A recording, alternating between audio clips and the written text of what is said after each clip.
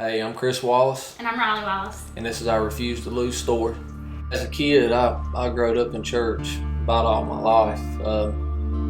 I thought I got saved in 1999, actually 98, when I was 19 years old, fixing to go into service, and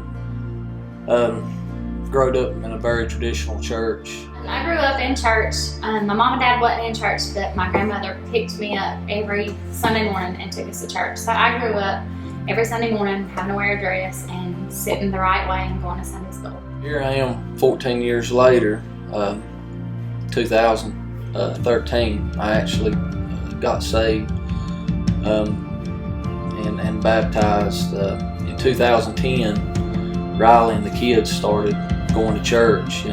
I didn't have no want or desire to be in church.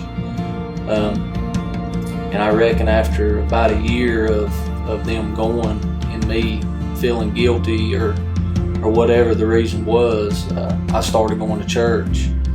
And that's when the Lord started working on me. When I was 15, I quit going to church and just started rebelling and totally living out in the world until about 2010. And that's when I started coming back to church. And the Lord really started working on me then. And in 2012, I surrendered my life to Him and started serving Him wholeheartedly. My relationship with God is growing stronger since I've started studying the Word for myself and not getting caught up in the traditions of church. Actually finding out that I've got to have that one-on-one time, that study time, and that learning to be able to grow. Since I was saved, I've learned that I also have to have that quiet time, that I have to have that relationship. And I desire that relationship now. I don't just listen to what everybody says. I actually study and find the truth for myself.